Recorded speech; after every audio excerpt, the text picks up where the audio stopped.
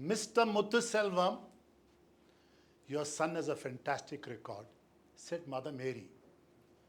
I was sitting with the principal along with my father in her room. She said he's got a terrific record, a historical record which nobody has got in the school. He's the only student who has scored 95% and yet he has failed in first standard. He finished his paper in 20 minutes and he created a fish market in the whole class, chatting with the students, and he prevented the other students from writing their paper. For this, the management has decided to fail him. My father pleaded, must. Mother Mary was a tough character, she did not budge. The verdict was final, I had to repeat first standard. When I went back home, my father was ready with his brown leather belt, his favorite belt, and was belted nicely. Unfortunately for me, Mr. Murphy, my troubles followed me into high school. I was in 7th grade, sitting in the classroom, an English teacher told me, Pethi, we had a lucky draw and you're speaking at the school assembly tomorrow. That sentence was like a death sentence. I had seen children bunk the assembly speech and be caned by the principal in front of the whole school. I had seen children, my friends, faint before they even began the speech. I had to find a way out, and the only way out was I had to fall sick. But how? I reached out to my good friend Rajamaran. He was a shrewd character, and they called him BTC. He was a deadly cocktail of Birbal, Tenali Rama, and Chanukya. And he said, Pethi, don't worry, I've got a magical solution. Go home, take an onion, cut it into pieces, put one slice over here, put one slice over here, wrap yourself, guaranteed your boiling, your whole body will be boiling, 104 degrees temperature. I was excited. I went home, and when the whole house had slept, I sneaked into the kitchen in the darkness, lit a candle, and went into the kitchen. Cockroaches were just skirting all around, and let me tell you, I'm scared of cockroaches. But this was a life and death situation. I needed my onion very badly. I stole the onion with the knife, I ran into the room, cut the onion, put one piece here, put one piece here, and put the blanket around, and I prayed to God, God, give me fever. The next morning, there was no fever. I was cool as a cucumber. When my father walked into the room, he spotted a rat. The whole room was smelling of rotten onions. And he deployed his favorite weapon, a twisted telephone wire. And he launched the missile, and when he had completed the whole project, I was full of stripes, blue, black. I looked like a zebra which had escaped from a zoo. But my troubles didn't end there. He escorted me personally to the assembly. Red carpet welcome. He stood there to make sure I don't run away. I stood in front of 1,500 students staring at me. My whole body was paining. I was shivering. And I looked at them. 30 seconds passed. 60 seconds passed. 90 seconds passed. Not a single word came out of my mouth. The silence was unbearable. Then somebody in my class said, hey, Pethi, get out, you're a shame. I walked on from the platform humiliated. The next few weeks, I was a favorite target of the whole school. People bullied me and teased me. A 7th standard student was miserable. Until something unexpected happened. Joy, the boxing champion of the school, saw me getting bullied and stepped in. He said, look here guys, if you ever trouble Pethi, I'm going to hammer you up. And he chased them away. He said, anytime these guys come now, you call me, I'll take care of them. And he walked away and I thanked him. As Joy walked away, a question popped up in my mind. Why did Joy take the trouble of helping me? I had no answers. That year was probably the worst year of my life. My father fell ill, his kidneys failed, and he was admitted Vellore. For several years, he was in one hospital room with my mother sitting next to his bedside. I would visit him during the summer and Christmas holidays, listen to him, the stories of his life, his failures and success. A man whom I had called Hitler and never loved him, I started admiring him. There grew a beautiful bond between father and son. After 6 long years, he came home. The hospital bills a mountain, and we had sold our property and jewelry, and we needed money badly. I was still going to school, so I used to get up early in the morning and distribute newspapers to make some money. On the weekends, I would supply eggs from shop to shop on a bicycle, completely piled up a rack, for just a profit of 5 paise per egg. One bright summer morning, when I was cycling down the slope, the cycle slipped and I fell down and every single egg broke. The sight of the yellow yolk against the black tar was devastating for me. I sat down on the footpath and wept like a child. It took me 6 long months to clear that loan. But I never gave up. Project number 2. I sold Levi's jeans pant, which were in great demand those days. 20 rupees per pair I made, which is a lot of money. I also worked in petrol pumps and vulcanizing centers, putting air for the tires of scooters and cars. By evening, my pocket would be jingling with a lot of money, 25 paisa, 50 paisa coins. I would hold like this and go, somebody would rob me. When I go back home, I would take all the coins, put it on the table and say, Dad, this is my today's earning. Seeing me with my oily khaki clothes and soiled face, he broke down, hugged and said, son, I'm really proud of you. Life passed and I got into second PUC, a very, very important stage for every student. I studied very hard for the whole year, at least 8 hours per day. One day before the exam, I heard a noise at 6 o'clock. I heard my mother screaming. I ran down the stairs and rushed into the room. And I saw my father. His chest was moving up and down and he was breathless. I moved forward. He held my hand and very slowly it slipped away. One moment he was there. Next moment he was gone. The next day was a Monday, 9th April 1979. It was the day of my father's funeral. It was also the day of my first board exam. Standing at Harishchandra Ghat, I could see the body of my father being consumed by the burning yellow flames. I could feel the heat of the funeral fire. I thought, a man just a few days ago was all full of joy and happiness, now just reduced to pieces of bone and a pile of ash. I went from the crematorium straight to the examination hall. I sat down, took the answer paper and started writing. And every time I attempted, the paper was blotted with tears and blue ink. 30 minutes passed, I had not even completed one question. I took the paper, stood up, gave it to the examiner and was walking away. The examiner was a tall guy with green, compassionate eyes, wearing a blue attire and white beard. He said, come aside. What happens and why are you going away? Sir, I told him, I lost my father. I'm in no mood to write an exam. He said, I want to ask you a question. If your father was alive, what would he want you to do? I knew the answer. He would want me to write the exam. That question shocked me. I came back and sat down and I wrote extremely well. At the end of the evening when the bell rang, he came towards me, touched my head and said, son, I wish you all the best, and walked away. And as he walked away, a question which popped in my mind was, why did a total stranger take the trouble of helping me? I had no answers at all. I had attempted only 75 marks.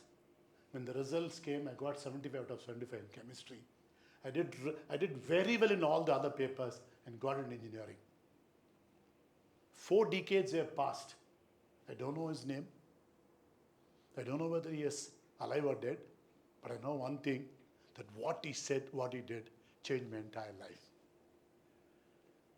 I got into engineering and completed my engineering. When I got out of engineering, I always wanted to do some social work. So I joined the Lions Club to do some social work. And within 2 years, I was elected the president of the club. But the problem was, I was to speak for 10 minutes. My mind traveled back to the day in this school when I forgot my speech and I was humiliated. I pleaded with my friends and members and no way, give the presidency to somebody. I'm not going to be the president. It was too late because the invitations were already posted. So I had no choice but to practice my speech day and night. To such an extent, my wife chased me out of the bedroom. Don't get some ideas. She only said, earlier you were snoring, now you're speaking and snoring, get the hell out of the room now. The D-Day arrived. It was a beautiful 5-star hotel, lovely chandeliers, well lit, a fantastic stage. 300 people sit in the audience, friends and family also. And you know, friends, no, they had this mischievous look on their face. Macha, you're going to give a speech. No, let's see what happens. Okay, then the MC introduced me. Ladies and gentlemen, the president of our club, Mr. Kadri Pethi, is going to give his inaugural speech. I walked up confidently, stood on stage. I started. Tough times never last. Tough people do. And somewhere there in the corner of my eye, I saw a man sitting in the second row. He had bloodshot eyes and a mush like Veerappan. My mind went completely blank. I forgot my speech. I picked up the paper, my insurance. I had it right in me with my notes, but not a single word came out. 3 minutes passed. There's no point in standing there. I walked down the stage. How do you think I felt? Hurt? Humiliated? Heartbroken? In the break, people said, it's all right. These things happen. It's okay. But is it okay? That night I had a question. His public speaking made for me. Should I continue this journey?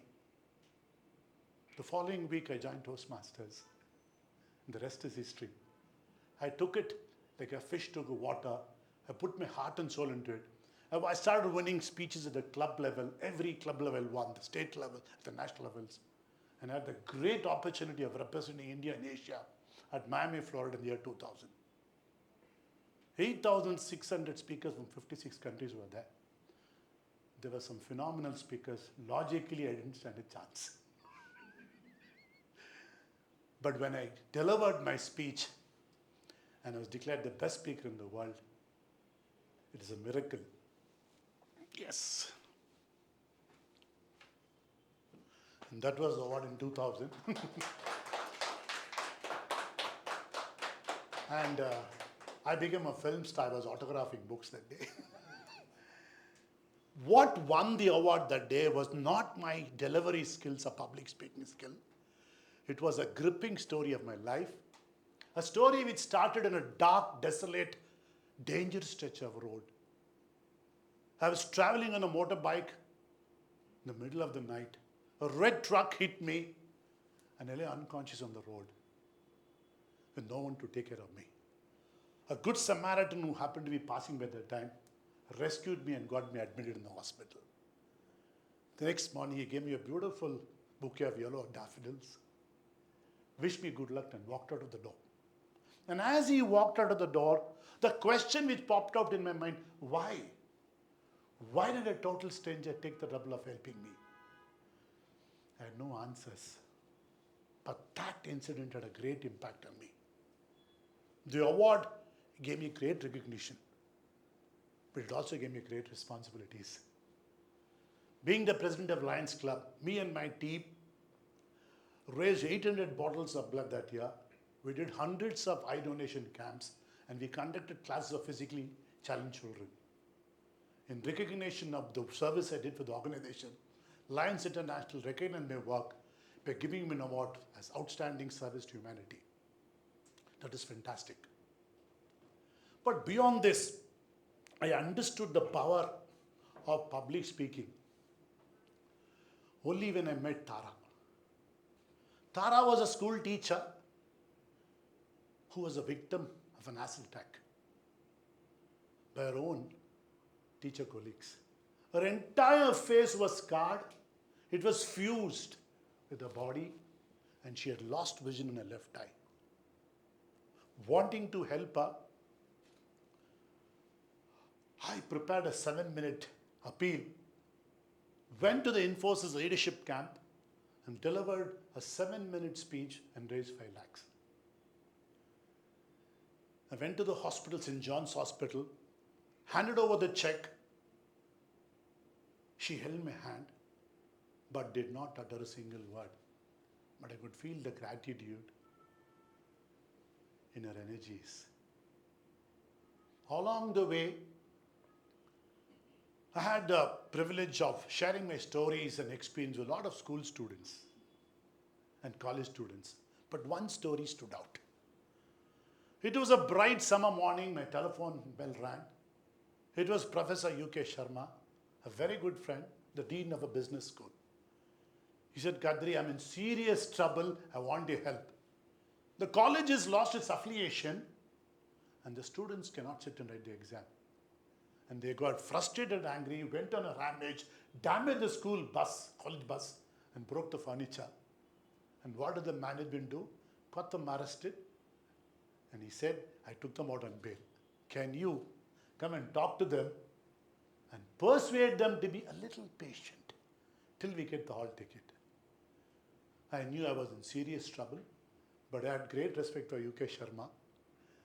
So I reached the college at 2:30, walked into the auditorium, a beautiful auditorium, completely air conditioned.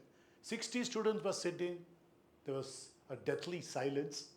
The hall was completely air conditioned. It had this step kind of an arrangement. I could see every single face over there. I stood there and said, very good afternoon, kids. There was not one reply. They were wearing blue coats, white shirts, and maroon tie. I turned around to write something on the board. Dusters and chalk pieces were thrown at me. I could understand their frustration. I turned around and said, I've come here to help you. What's your problem? And somewhere from the back, a backbencher shouted, sir, you're the problem. We have been listening to advices for the last few weeks, which is totally useless. Tell us if you can get us the hall ticket, we'll listen to you. Others, please walk out. I knew that if I dealt with that backbencher, the whole class will listen to me. But I'm not a teacher. I don't know these talents and tricks. But something told me I must try. I asked him, what's your name, son? He said, my name is Rajkumar. I said, Rajkumar, I think I and you have a problem. Shall we solve it? I'll throw a challenge to you. He said, I'm ready, sir. I said, let's both have a physical fight. If you knock me down, I'll walk out of the classroom. But if I knock you down, you got to shut up and listen. He got up and he said, ready? My heart stopped. Because he was 6'3", built like a bodybuilder, a Bihari, and he stepped into the aisle and started walking towards me. And every step he took, my heartbeat doubled. And as he went closer and closer, I said, God, what do I do now?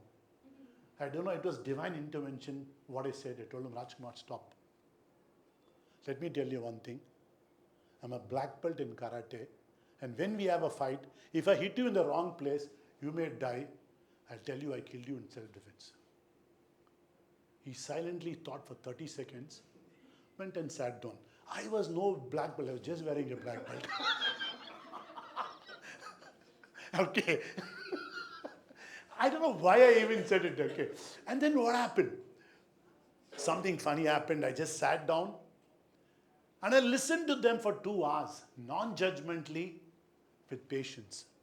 There were stories of tragic stories. The parents had sold their jewelry, mortgaged the house to put the children through college. And they If they did not write the exam this year, did not get a job, the families would be devastated. Then I sat down, I understood what they're going through. I really understood why they're frustrated and angry. And I told them the story of my life. There was a rapt silence. After 1 hour, there was a beautiful bond building between both of us. There was a mutual respect. It was already 4:30 by that time, 5 o'clock probably. We walked down, we sat in the garden, and I got them all pani puris. I borrowed money from UK Sharma because I didn't have so much money that day. And I told them as I left, I don't promise you the hall ticket, but I'm going to try. I did use some political influence, and we were able to get the hall ticket, and these 60 students wrote the exam and passed and got a job. A few weeks later, they came home, and sir, they said, I heard you run an NGO for children. Can we do something for them? That day, we planted the seed of creating a Guinness World Record to raise 5 lakh rupees for underprivileged children. 6 months we practiced. It was not easy at all. And the target was, the attempt was, the longest lesson in the world without a break. So we attempted a lesson for more than 78 hours to speak on Gandhi's vision mission. And we were ready on that day. Some of the students went into coma virtually. They were doctors, clinics, and it was a pathetic 78 hours. At some moment of time, we were all, I felt I was actually standing upside down. It was terrible. The whole orientation goes up. But when we broke the record, there was no break, there's nothing there. 78 hours, longest lesson in the world. We were featured on about 14 newspapers, right from Times of India, Indian Express, Economic Times. We were all on the front page. We were also featured on major television channels like NDTV, Star News, CNN. That day when I sat at home, I asked myself, why did I take the trouble of helping these students? I had no answers. But what really made me happy was each of these students today are in remarkable positions. Positions from presidents of banks to stand-up comedians of the national level. It was really inspiring to see that. But if I look back at the life of these children, I met somebody last week. It was amazing to know that he became the president of a big bank. The icing of the cake was when last year I was awarded the Presidential Citation Award for exemplary service to Toastmasters. I traveled all the way to the US and got the award in August 2025 in front of 2,000 people. And I also released my book on public speaking over there. And then on the way back in the flight I was sitting, the cabin lights are all dull. They were all dull, there were no lights on. The voice which always kept telling me, haunting me, which said, I had no answers, you have no answers. And that moment, the answer was there. I had the award in my hand. I asked Mel, this award, does it belong to me? I said, no. It belongs to the people who taught me great lessons in life. It belonged to Mr. Joy, the boxing champion in school, who stood with me, a bullied child, and taught me what courage was. It belonged to the guy, to the examiner, who actually inspired a grieved son and taught him what responsibility was. It belonged to the good Samaritan who saved my life and taught me what compassion was. And when the cabin lights were dull, I knew the answer to the story. The cabin lights lit up and the answer sparked.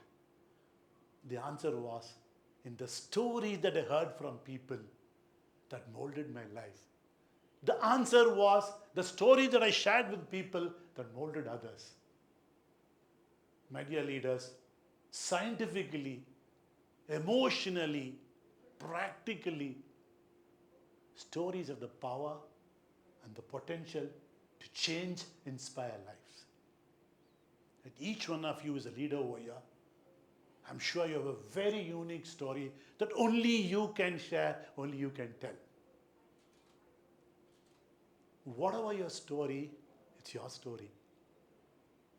Is it a story to dream of or a story to scream at? A story which inspires or a story which tires? A story of success or a story of ruckus? A story of kindness, a story of indifference. Whatever is your story, it's your story.